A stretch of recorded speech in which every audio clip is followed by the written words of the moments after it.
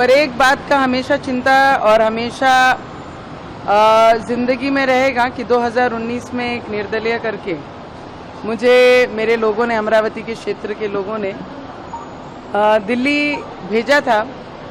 और इस बार मैंने क्या ऐसा किया कि मेरी जनता ने अमरावती को मुझे यहाँ पे रुकाया। नमस्कार साथियों, मैं आपका दोस्त अशफाक अहमद और आप देख रहे हैं देशभक्त चैनल। इस बार जो लोकसभा का चुनाव हुआ है 2024 का, तो इसमें पूरा जो माहौल चलता था 2014 से जो चालू हुआ था मोदी जी का, मोदी लहर, तो वो एकदम पलटी हो गया है। अब कोई मोदी लहर नहीं है। अब भाजपा के लोग जो है वो मोदी लहर में नहीं तैर पा रहे हैं और सब डूबते जा रहे हैं। तो एक सीट है अमरावती, महाराष्ट्र। ये शेड्यूल कास्ट के लिए रिजर्व सीट है और यहाँ पर नवनीत राणा 2019 में इंडिपेंडेंट खड़ी हुई थी और उनको सपोर्ट किया था कांग्रेस और एनसीपी ने, तो वो जीत गई थी। और उसके बाद में क्या हुआ कि उनका जो सर्टिफिकेट था तो इस पे मुकदमा हो गया। तो बॉम्बे हाई कोर्ट ने उनका जो सर्टिफिकेट फर्जी पाया था और उनके ऊपर में ये 1 लाख रुपए का जुर्माना भी किया था। और उसके बाद में फिर ये चुनाव आयोग में गया कि भाई ये फर्जी सर्टिफिकेट बनवा के चुनाव लड़ी है, चुनाव रद्द होना चाहिए। तो नवनीत राणा ने पलटी मारी और वो मोदी जी की शरण में चली गई। तो मोदी जी ने उनको बचा लिया, तो उनका जो चुनाव था रद्द नहीं हुआ, क्योंकि मुट्ठी में मोदी जी के तो पूरा चुनाव आयोग। और इस बार फिर 2024 में वहीं से, अमरावती से ही उनको इस बार भाजपा ने टिकट दिया।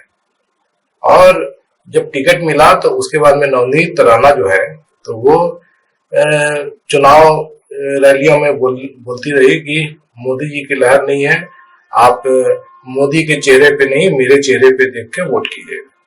और जनता ने वोट किया और बुरी तरह हरा दिया, तो अब रो रही हैं। तो वैसे तो चुनाव हार गई और जीत भी जाती, तो अब चुनाव आयोग जो है तो उसको बात सुननी पड़ेगी, क्योंकि अब मोदी जी का जादू खत्म हो गया है। तो सरकार जरूर मोदी जी बना लिए हैं, लेकिन ये सरकार अब गिरी तब गिरी। और आज तो कांग्रेस के सूत्र जो बता रहे हैं कि उनके मुट्ठी में है कि जब भी चाहे मोदी जी को की सरकार को गिरा दे, बस वो सही मौके का इंतजार कर रहे हैं। और ये सही मौका क्या हो सकता है, तो देखिए जो हिसाब किताब है कि नीतीश कुमार और चंद्रबाबू नायडू, वो तो उनकी जो राजनीति है वो मेल खाती है जो इंडिया गठबंधन से।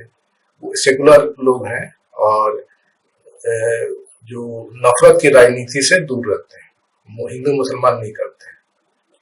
भले ही मतलब सरकार बना लेते हैं भाजपा के साथ में, लेकिन जहां पर वो रहते हैं तो भाजपा को हिंदू मुसलमान नहीं करने देते। जैसे नीतीश कुमार को देखा होगा आपने, बिहार में सरकार रहेगी भाजपा के साथ लेकिन हिंदू मुसलमान नहीं होने देते। और ये जो इनके जो एजेंडा है तो वो बिहार में नहीं लाने देते हैं। जैसे जो धर्मांतरण का हो गया या यूनिफॉर्म सिविल कोड हो गया, तो इस तरह से वो अपनी राजनीति करते हैं। तो वो दोनों मतलब कि आ जाएंगे इंडिया गठबंधन में, उसके बाद में भी कुछ सीटें कम पड़ जाएंगी। तो उसके लिए खेला के लिए तैयारी चल रही है। बंगाल में ममता बनर्जी भाजपा के सांसदों को तोड़ेंगी और महाराष्ट्र में भी जो है वो टूट फूट तो भयंकर जोर से चालू। तो भाजपा का जो हाल है महाराष्ट्र में, अब वो चौथे नंबर पे चली गई है। कहाँ वो पहले नंबर पे हुआ करती थी पार्टी, जो 2019 में 26-27 सीट अपने बूते पे जीत गई थी। लेकिन फिर क्या हुआ था कि शिवसेना के साथ में गठबंधन टूट गया था। शिवसेना कांग्रेस और एनसीपी के साथ में आ गई और उनकी सरकार बन गई थी। बाद में मोदी जी ने ईडी, सीबीआई, आईटी लगाया महाराष्ट्र में और बहुत जोर शोर से लगाया। तो जो उद्धव ठाकरे की पार्टी को तोड़ा, शरद पवार की एनसीपी को तोड़ा और उसके बाद में फिर अपनी सरकार बना ली। तो महाराष्ट्र में जो सरकार चल रही है बीजेपी और ये जो अजीत पवार और एकनाथ शिंदे की, तो वो पॉपुलर नहीं है। और महाराष्ट्र में जो है सबसे बड़ा खेला जो हुआ, जैसे यूपी में हुआ और महाराष्ट्र में भी बहुत जबरदस्त तरीके से हुआ। तो कांग्रेस पार्टी सबसे बड़ी पार्टी बन के उठी, और उसके बाद में उद्धव गुट का भी अच्छा सीट आया, और फिर शरद पवार का भी। तो अब फिर क्या है कि विधानसभा के चुनाव भी होने वाले हैं अभी 2-3 महीने के अंदर। तो जो बात चली थी कि सुप्रीम कोर्ट में सुनवाई भी हुई और चुनाव आयोग भी, कि जब ये पार्टियां टूटी, उद्धव ठाकरे की शिवसेना और शरद पवार की एनसीपी, तो चुनाव आयोग ने क्या किया कि चूंकि सांसद और विधायक वो अजीत पवार के ज्यादा हैं, तो अजीत पवार को रियल एनसीपी बना दिया, और एक नाथ शिंदे के पास में ज्यादा सांसद और विधायक थे, तो उसको रियल शिवसेना बना दिया। लेकिन जनता जो है वो फैसला करती आखिरी। तो जनता ने अभी फैसला कर दिया है लोकसभा चुनाव में, तो एक नाथ शिंदे जो है वो पीछे रह गए, उद्धव ठाकरे की जो गुट है वो आगे निकल गई। तो असली जनता ने बता दिया कि असली शिवसेना कौन है। उसी तरीके से असली एनसीपी कौन है ये भी जनता ने बता दिया।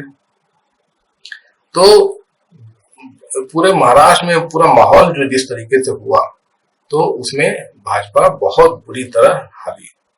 और ये जो मैडम जी हैं नवनीत राणा, तो ये भी बहुत बुरी तरह हार गई।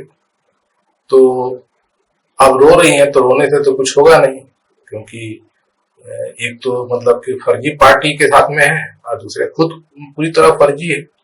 इनके काम देख लीजिए, खुद फर्जी सर्टिफिकेट पे जो आदमी चुनाव जीतता है, उसका मतलब कि क्या उसका सोच है, क्या उसका काम कर पाएगा, तो ये सवाल उठता है। तो ये दिखता है यहाँ पे। तो महाराष्ट्र में तो खैर अभी लोकसभा में भी खेला हुआ, और विधानसभा में भी बहुत बड़ा खेला होगा।